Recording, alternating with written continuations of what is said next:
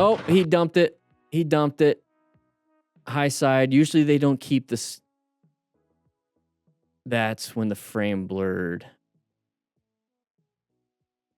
Damn, okay. Can't see it. All right, so high side into the curb. Ouchies. Lots of leverage to break something. Yeah, that's a painful grunt. Yeah. So if like, when I mean by leverage, leg plants, top body moves, that's the leverage to break. Same thing with the leg on the curb, break. Bike, land on your leg. While it's under the curb, break. It's kind of like how soccer players and football players, basically the same thing, right? You know what I mean? But American football, anything like on grass with cleats, and they plant their foot and they rotate real quick, the things that snap are like the ACLs and PCLs and stuff like that. That's that leverage, but it's on grass. Here, with high mechanism and speed, we're talking broken bones. So be careful. You're good. Oh no! Yeah. My bike. If he's concerned about his bike, that's a good sign. Because if he's like, oh, my legs. Yeah, that's not good. We should probably turn down this music. I left it up. Yeah. I'm about to get the bike real quick. Who's this guy? Hey, just Tie your shoes. Tie your shoelaces. Let me get them for you. Hey, just stay down. Get this backpack off you. Stay down, bro. So how do we rescue this person? We check the body for any major bleeds. Leave the helmet on. Leave them in a position of comfort as this. Best position would be on their back. But it sounds like he has a backpack, so it's going to kind of create an arch or whatever. So position for safe or position for comfort, and then check the body for any major bleeds, and then just kind of observe and assess. So then you just watch and make. Oh, there's the road rash. That's why we wear gear. We got some road rash right there, some laceration, maybe a little bit. Legs don't look deformed. He's moving them. Lay it down. Yeah, we moved the bike over there just to get it out of the road. Where you hurting? Inside your shoulder. My shoulder. So the reason why I said beside your shoulder, because he first showed up, is because of the mechanism of injury. He sees the damage. So that's why I asked about that.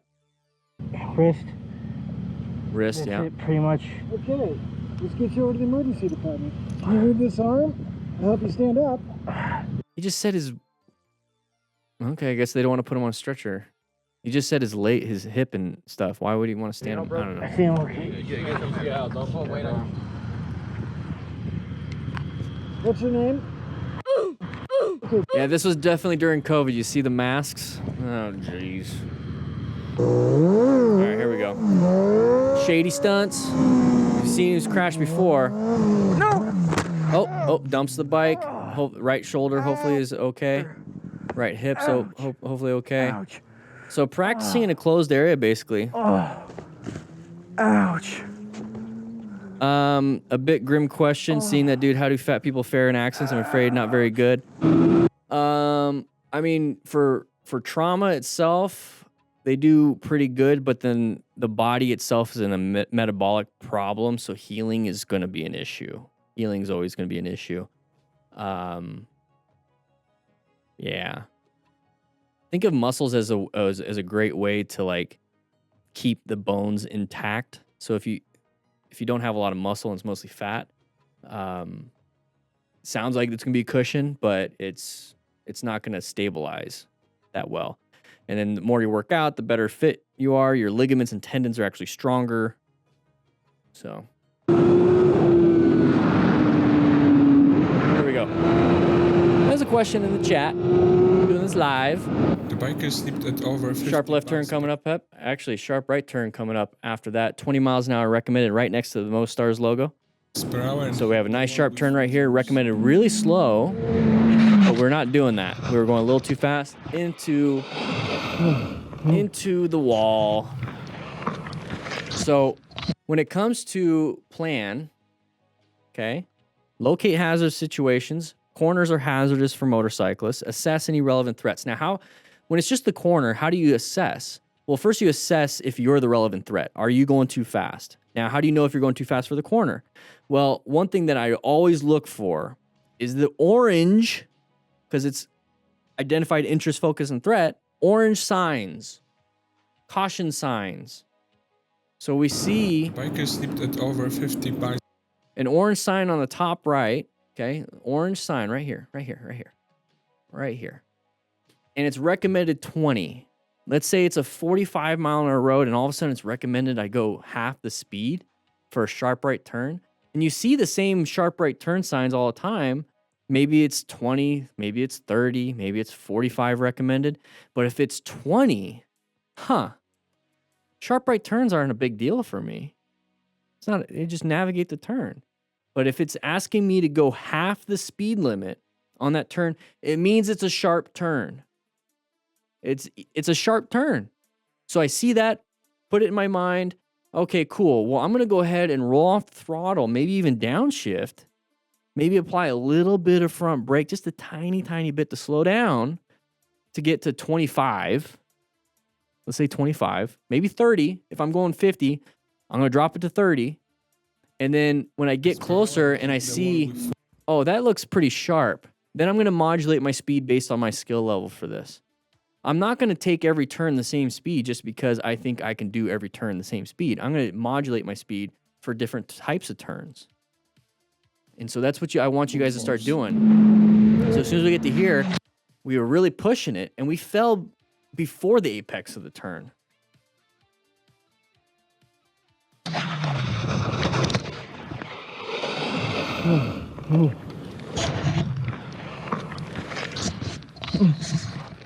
Slight throttle change, unsettling the suspension, and unloading it with lean and brake application cost. Yeah, so it's basically inputting too much.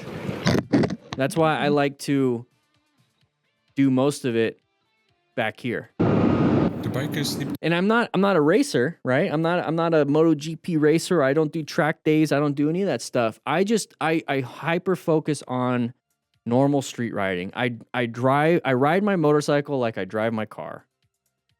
It's just the simple fact that I'm on a motorcycle that it's more enjoyable because I feel more nimble and athletic, right? That's where I get my thrill, is that I feel more athletic. I feel more nimble. I feel everything. I feel the wind. I have to do more because I used to drive a manual truck and I loved doing that because now you're like really into it, right? This is not how you drive manual, but still, like I'm really into it. And so like that's my thrill, is being more involved versus in my dad van where I'm just cruising and then having like a bunch of room for stuff. So for me, I do most of the adjustments here. If you're like track rider, you can do a lot of the adjustments up there, like trail braking, a bunch of other stuff, smoother throttle inputs, smoother bike inputs, so the suspension isn't as affected because you're smoother, not jerky with it, because you have the skill set because you've been practicing on the track. Per hour and hit the wall with full force. For me, I prolong the amount of distance I do all of those things, and when you get better, you can shorten the distance for when you do those things. I just choose not to practice shortening the distance. I just choose to keep it long and enjoy just the fact that I'm riding a motorcycle. That's how I ride. I think that's a good foundation too, by the way. I think it's a good foundation to ride like you would drive. Hopefully you guys are driving correctly. The reason why I say I drive like this is because with International Association of Professional Drivers for the fire trucks and the ambulances, we had training every year. And I've had to drive high speed, but I also had to drive big vehicles. I also had to like be super safe because lawsuits from crashing into another car with a fire truck, not very fun. So I was very safe. And that's how I drive my vehicles. That's how I drive my motorcycle.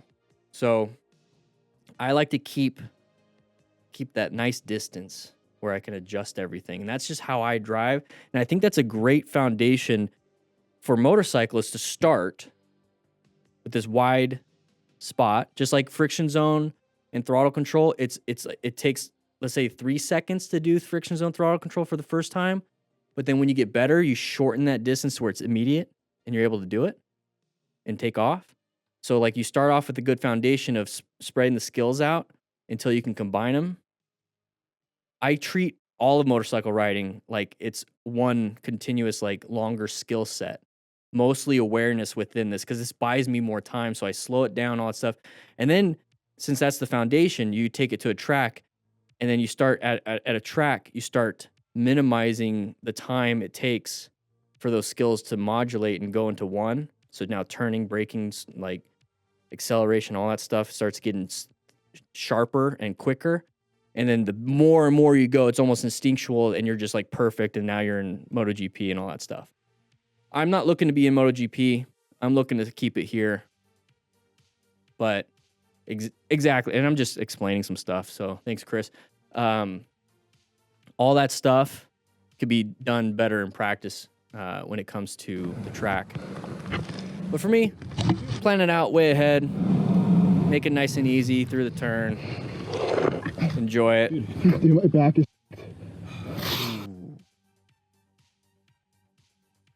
If he knows his, like, you don't, like right now, you guys probably, unless you have back pain, you really don't know, you don't feel your back, like your spine.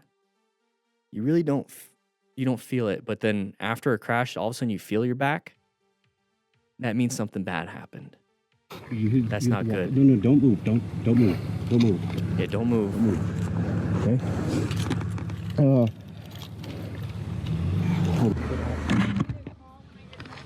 Yeah. Oh, point the camera. good. Point the camera. Point the camera. Turn it around. There you go. He knew the assignment. Helmet Camera guy knew the assignment. toward his knee.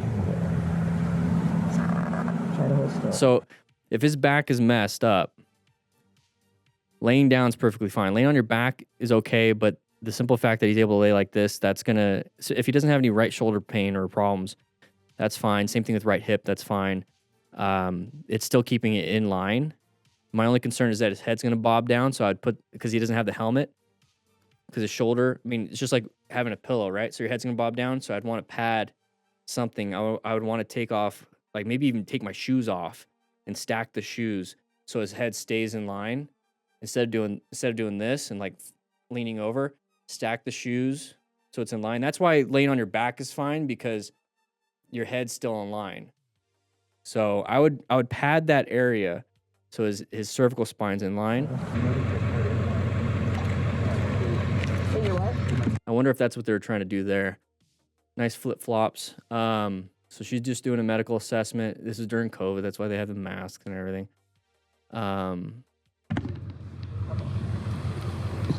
What are you doing, lady? Put the camera back. All right, here we go. Open lane pattern. You guys recognize this? Hopefully nobody pops out right here in this gap. Hopefully nobody pops out. Let's see. Okay, good. Oh, geez. Hit and crash, brake, rev bomb, hit and run. What do you guys think? What will happen? What do you think will happen? 3, 2, 1. Okay, come on. What do you think will happen? Oh, geez. Got a little scared now. I'd be paying attention once again after you went through that. Watch out. He's riding in the bus lane, but it might be, I don't know, some places, jurisdictions you can ride in there. Oh, it looks like his phone's about to fall off. Link in the description for rock form. For the motorcycle mounts, it locks in. That thing looks like it's about to fall off. The biker's behavior and decides to pass it on to... Oh, this guy clearly has a problem. What's going to be the problem? Where's some gear, please? Okay, we're getting moved over. Not a big deal. I like that little switch. Good position for safety. You see how he can just lane split in case the space cushion goes away, and he can see ahead a little bit more. He's not right behind. I like that. I like that. Okay, good space cushion. Handled it. Oh, watch out for the shadow of the bird. Okay, freaky. Okay, we're doing fine. Good space cushions. Normal riding at this point. But we do have some foreshadowing with that guy getting a little pissy. He's right in our mirror. You can see that next to my head. Okay, get yourself in a new position. Oh, he's blocking you in. Go cure yourself if you have problems with hormones. Okay. So it sounds like he has a passenger? Sí, ma'am.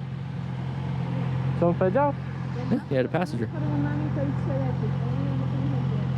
No, jedziemy do niego. He wasn't doing anything. He wasn't doing anything. Okay. Person cuts in our lane. We're trying to hang out with our buddy who's a learner. So good job. Telling the person, like, hey, back off, buddy. No, I'm going up. Not a big deal, though. I was approaching a red light. Okay, so lane filtering. At this point, the light turned, so I had two options: stop, keep going. If the light turns in the state of Arizona, you have to be in a lane. So you can lane filter when it's red. Cars are stopped. You can only go 10. I think it's 10, not 15, but 10 miles an hour over this the flow of traffic, which means if the cars are stopped, you can only go 10 miles an hour. And once it turns green, you have to get back into a lane. You can't keep filtering all the way to the front, because then once the traffic starts moving and you're still filtering, that's lane splitting, and that's illegal. So move into the stop. So if I see it turns green and I'm not going super fast, he's going 34. But if I'm not going super fast, I'm going to apply the brakes, practice my progressive braking, and just get in the lane. Okay, let's see what he does. Okay. So right here, that would be illegal in Arizona. So, but you do what is safe. I honestly, guys, here's the thing. Honestly, I would rather be judged by 12 than carried by 6. So, like, if it's unsafe to stop, go for it. And you get a ticket, whatever. Fight it if you want. But if it's unsafe to stop, it's unsafe to do something, do the thing that's safe and then deal with the consequences later. That's my motto. I'm perfectly fine if you do what you do to get yourself home.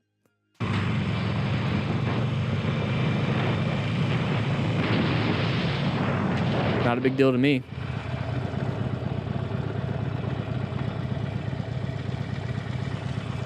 Yeah, if somebody gets pissed off, it's like, whatever. This guy's a D-bag about it. He didn't hit the mirror. Justo se ha puesto en verde. Justo se ha puesto en verde. Sí, pero había un vehículo y estaba Sí, yo. lo siento, No, lo siento, no me hagas, porque encima que el moto lleva matrícula, te la voy a coger y... Okay, well then do it. Perdona. Okay. Like I said, like if it's safe for you to, if it's safer for you to go, because he was going 30, and for him to like really apply the brakes and try to stop in time, it could have been unsafe. So he made a split-second decision to go ahead and filter. Not a big deal. You know, maybe go when you're coming up to a red light, slow it down, and then get yourself closer to that 10 miles an hour. And then if it does turn green, you're going 10 miles an hour, just apply the brakes. Not a big deal. Maybe don't go into it as fast as you think you wanted to. Because I think he already knew he was just going to do it. Yeah, I use that arrow in the thumbnails all the time. On the other side of the road, okay.